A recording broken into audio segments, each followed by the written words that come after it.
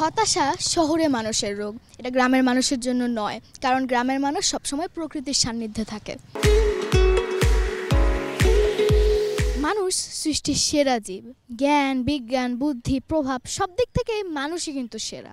তবে দিনে দিনে মানুষ যেন ধ্বংসের প্রতি চলে যাচ্ছে। দেখা যাচ্ছে যে বিজ্ঞানের এই অগ্রগতি ও তথ্য ও প্রযুক্তির এই যুগে মানুষের কায়িক পরিশ্রম তো আস্তে আস্তে কমে যাচ্ছেই, তবে তার উপরে বাড়ছে স্ট্রেস, হতাশা, ডিপ্রেশন এবং মানসিক চাপ। আমাদের ইমিউনিটি সিস্টেম বা রোগ প্রতিরোধ ক্ষমতা আমাদের যে কোনো শত্রু যেমন ব্যাকটেরিয়া, ভাইরাস, জীবাণু এগুলোকে প্রবেশে বাধা দেয় এবং এই কারণে আমাদের বিভিন্ন রোগবালাই থেকে মুক্ত রাখে। এদিকে কিন্তু আমাদের চিকিৎসক, গবেষক এবং বিজ্ঞানীরাও বসে নেই। ওনারা এই বিভিন্ন রোগ এবং জীবাণুর জন্য ওষুধ সৃষ্টি করছেন, এই বিষয় নিয়ে গবেষণা করছেন।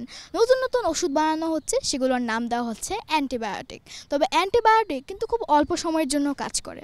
পরবর্তীতে দেখা যায় যে অ্যান্টিবায়োটিকের প্রভাবও কিন্তু আস্তে আস্তে কমে যায় এবং আমাদের রোগ প্রতিরোধ ক্ষমতা আরও উইক হয়ে পড়ে। বিজ্ঞানীরা ইতিমধ্যে এই পূর্বাভাস দিয়েছেন যে একসময় আমাদের জন্য অ্যান্টিবায়োটিক যে জীবন রক্ষা করছে সেটা একসময় জীবন ধ্বংসীতে পরিণত হবে।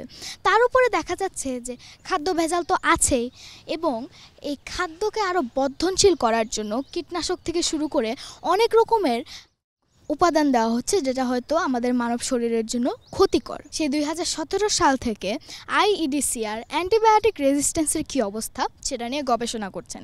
বিভিন্ন মেডিকেল কলেজ, হাসপাতাল এবং ডায়াগনস্টিক সেন্টার থেকে 40,000-এর বেশি নমুনা সংগ্রহ করেছে তারা, এবং সেই গবেষণায় উঠে এসেছে যে বেশি বেশি ব্যবসা এবং লাভ করার মনোভাব, চিকিৎসকদের অপ্রয়োজনে অ্যান্টিবায়োটিক প্রেসক্রিপশনে লিখে দেওয়া এবং কোনো রকমের কাগজপত্র ছাড়াই দোকানে বা ফার্মেসিতে এই অ্যান্টিবায়োটিক বিক্রি করার কারণ হয়ে যাচ্ছে অ্যান্টিবায়োটিক রেজিস্ট্যান্সের এই সমস্যা। গবেষণায় আরও উঠে এসেছে যে হাসপাতালে ভর্তি থাকা রোগীদের 61% উপরেই অ্যান্টিবায়োটিক ব্যবহার করা হয়েছে।